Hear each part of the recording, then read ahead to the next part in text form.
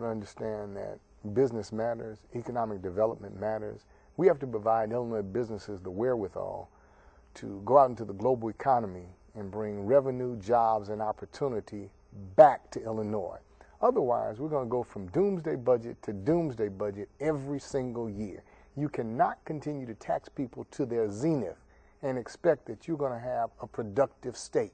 You have to produce. We have to improve our gross domestic product. We have to rise above being 44th.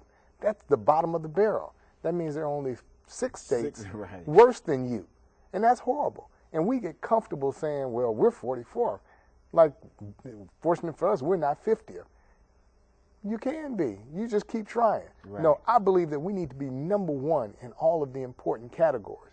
And when it comes to taxing, the only progressive tax, as far as I'm concerned, at this point in time, the only progressive tax increase is an increase on Indiana residents who work in Illinois and don't pay their fair share of the taxes. I would tax them before I tax Illinois residents. How would you do that? Easily. Income tax. They have to pay income tax here in Illinois.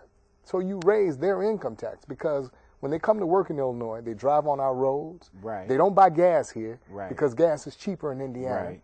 They don't spend in our stores. They don't shop in our stores. They go home and do that. They take our money back home. Well, the worst thing that could happen is that Indiana resident would say, no, I don't want to be taxed anymore.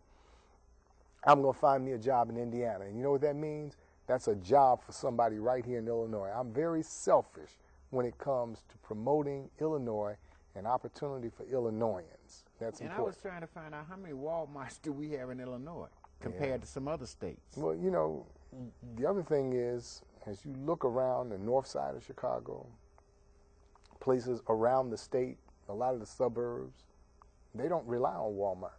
They have homegrown businesses, businesses that are Illinois businesses, businesses that bank in Illinois, businesses that are committed to being in Illinois first.